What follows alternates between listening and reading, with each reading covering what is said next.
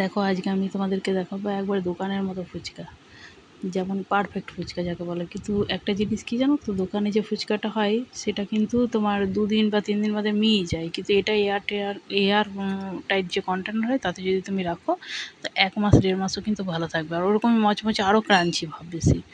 তার জন্য আমি কিন্তু কোনো ফুচকার আটা নিচ্ছি না, কিচ্ছু না। দেখো তুমি মানে কেমন নেবে তুমি বলো তো, আটাটা তুমি যা নেবে তার মানে সম পরিমাণ, হাফ হাফ নয়, মানে 1/3 করবে। মানে ধরো 500 গ্রামের মধ্যে তুমি ওই 200 গ্রাম মতো সুজি দেবে 500 গ্রাম আটাতে, এরকমভাবে মাখবে, ঠিক আছে? আর তার মধ্যে একটু মতো দেখলে 1 চিমটি খাবার সোডা দিলাম, আর নুন দিয়ে ভালো করে জল দিয়ে একটু শক্ত শক্ত করে মেখে নেবে। মেখে নিয়ে কিছুক্ষণ ঢাকা দিয়ে রেস্টে রেখে দেবে। তারপর কিন্তু বেলবে, দিয়ে কোনো ঢাকার সাহায্যে কেটে কেটে নেবে, কোনো ঝামেলাই নাই, কিন্তু দেখবে কী সুন্দর হয়ে যাবে।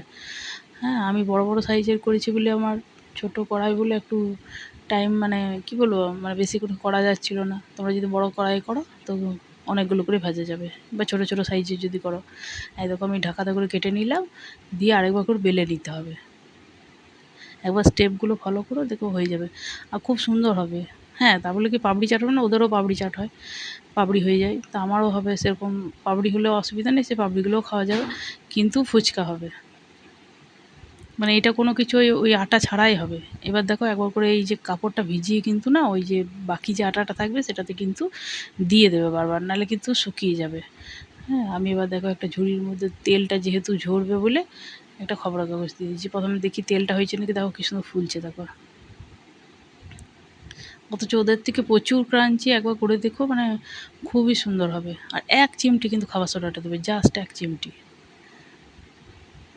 এই যে দেখো আমার সাইজগুলো দেখো কত বড় বড়, তুমি নিশ্চয়ই বুঝতে পারছো তোমরা। এই যে দেখো, আসলে একাই করছি, এবার মাকে ডাকলাম, মা বেলছে। এবার একটু বেলা থাকলে কী হয়, সুবিধা হয়।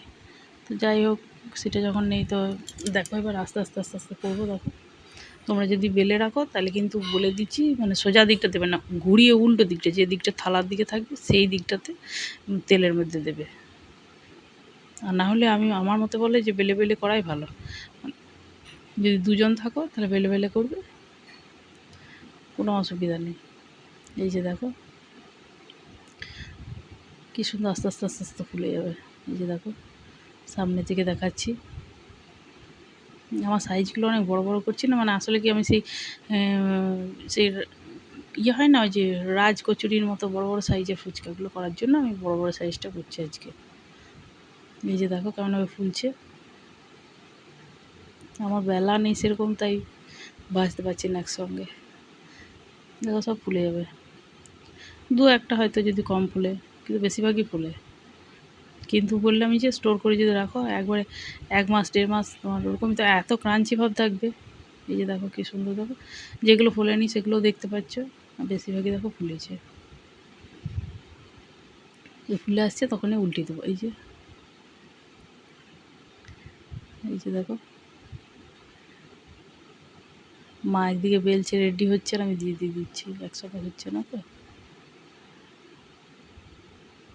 একটু তেল থাকবে না, দেখো তেলগুলো ঝরে যাচ্ছে যখন দিচ্ছি আমি কড়াই থেকে। দেখছো, সুজিটার জন্য পুরো ক্রাঞ্চি ভাবটা থাকবে। হ্যাঁ, কিন্তু আমি কোনো ফুচকাটা দিয়ে আজকে কিন্তু করছি না, যখন ফুচকাটা দিয়ে করবো আমি বলে দেবো। সেটা তো ধর সবাই করে, তাই না? কিন্তু সেটা নয়, এটা যদি ধরো সবসময় নাই তো তখন তুমি কী করবে, কিন্তু এইটা দিয়ে ওর থেকেও ভালো হবে। মানে আমি যেটা বলছি দেখো একবার করে, খুব সুন্দর হবে। আমার বাড়িতে আমি করি তো, আমার বাচ্চারা এরা খায়।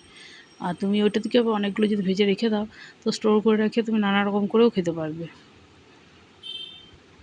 এটা স্টোর করা যায়।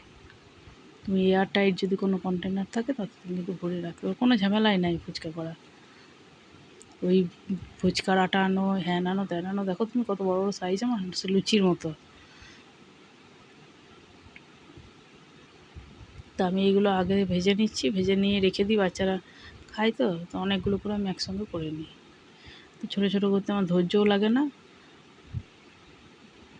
ওই যে দেখো ওই দিকেরটা একটু কম ফুললো, বাকিগুলো দেখো সব কি সুন্দর ফুলেছে দেখো। আর এয়ার টাইট কন্টেনার রেখো, 1 মাস 1.5 মাস খুব ভালো থাকবে, কিন্তু ঠান্ডা অবস্থায় ভরে রেখো। আর চ্যানেলটা ভালো লাগলে লাইক সাবস্ক্রাইব শেয়ার অবশ্যই করো।